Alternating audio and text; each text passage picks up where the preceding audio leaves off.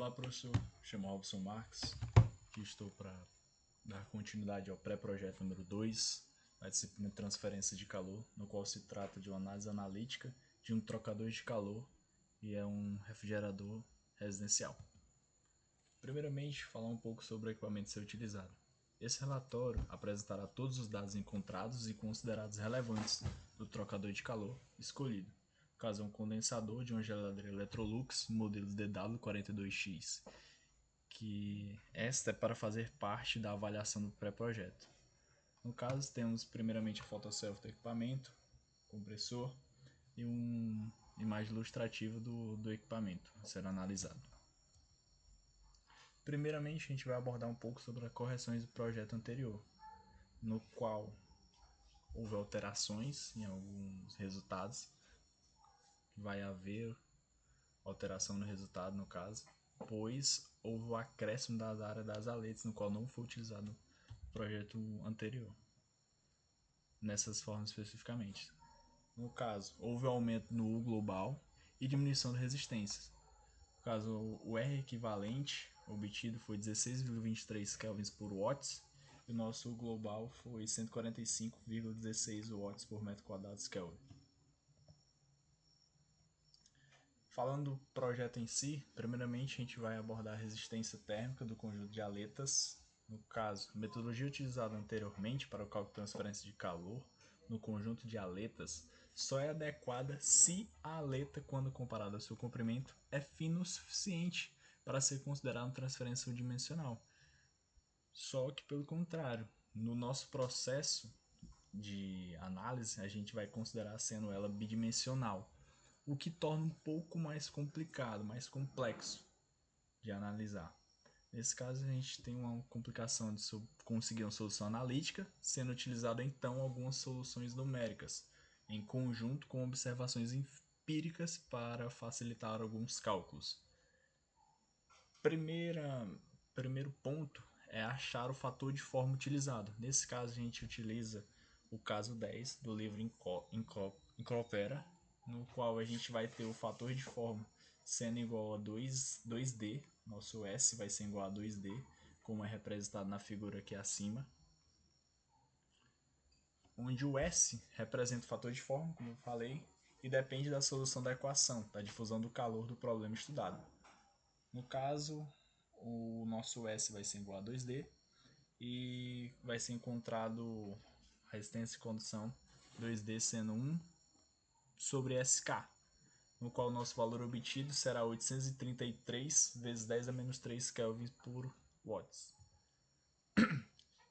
Ainda falando sobre resistências, a gente deve multiplicar as resistências encontradas pelo comprimento característico das aletas, no qual a gente vai encontrar o novo valor de U, considerando o R de condução 2D, da mesma forma realizado no capítulo passado, mas considerando a resistência extra em série, com a R de convecção externa.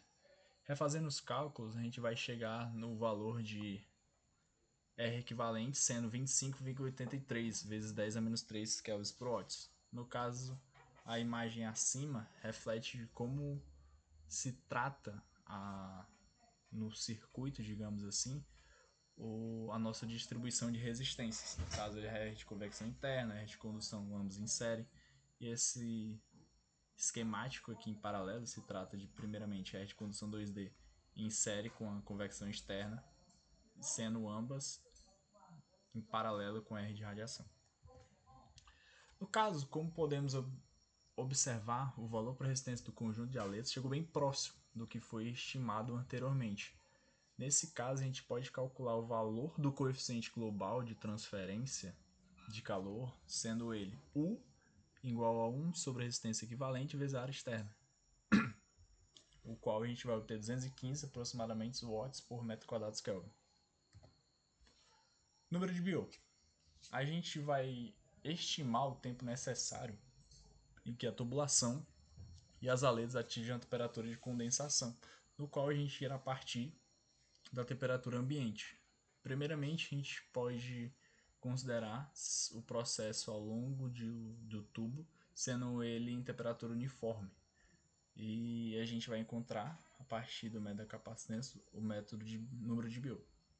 No caso, essa é a forma passada para encontrar o número de BO. E a gente vai utilizar o BO sendo U vezes o LC sobre K, no qual o LC, como a gente utiliza cilindro, é um tubo, sendo ele R sobre 2. No caso, nosso BO encontrado foi 27,35 vezes 10 a menos 3. Próximo ponto é estimar e conseguir chegar no nosso tempo. Como o resultado de BO foi menor que 1, a gente pode adotar o crescimento sendo uniforme, sem grandes desvios nos resultados, o que vai facilitar um pouco nossos cálculos, sendo nossa temperatura dada por essa forma, sendo ela nossa temperatura no nosso tempo dado por essa forma, sendo encontrado 148,53 segundos. E alguns variáveis utilizadas acima a gente utilizou com propriedades do cobre, o qual foi disponível no Coopera, sendo a densidade encontrada, a calorimetria, a temperatura inicial a gente considera como 32 e a final seja de condensação. Números de Nusselt, Prandtl e Reynolds. A gente primeiramente vai encontrar o número de Reynolds, dado por essa fórmula que eu vou mostrar a seguir. Número de Prandtl, sendo considerando alguns pontos, como a velocidade sendo 2 metros por segundo e a temperatura seja igual à temperatura média, que foi estimada inicialmente, do DTML, sendo 21,83 graus Celsius. O qual a gente vai utilizar o S para base de cálculos, para a gente obter esses valores. São os informativos e fórmulas, que são os resultados obtidos para Reynolds 1,501 vezes 10 a menos 6, Prandtl 0,73, Nusselt 710,5. Para achar o coeficiente de convecção externo, a gente fez uma adaptação na fórmula de Nusselt, sendo ele encontrado com 1,58 watts por metro quadrado Kelvin. A taxa de troca de calor se dá por Q igual a U vezes área externa vezes ΔT. No caso, como a gente compara com o valor estimado anteriormente, a gente pode ver que o valor do coeficiente de convecção externa é bem menor do que o valor estimado antes. Mas, primeiramente, para calcular esse Q, a gente vai ter que calcular o R de convecção externo, no qual se dá por 3,52 aproximadamente, Kelvin por Watts. A gente retorna aquela fórmula para achar o R equivalente, sendo encontrado 2,16. E o nosso coeficiente global se dá por 2,57 watts por metro quadrado Kelvin. Retornando para a fórmula da taxa de troca de calor, a gente obtém o nosso Q como 10,1 aproximadamente watts. Podemos considerar o efeito das aletas sobre a convecção externa. Nesse caso, a gente realiza o mesmo procedimento mostrado anteriormente, mas considerando o coeficiente de convecção encontrado em o 0, 4,2, resistência equivalente 1,15 e o nosso Q de 25,57. Nesse caso, os valores encontrados são inferiores a 106 watts, que a gente encontra lá no primeiro projeto, que é o desejado. Isso que é fornecido pelo catálogo. Isso se dá pelo uso de uma velocidade de 2 metros por segundo para o fluxo externo, qual é baixo.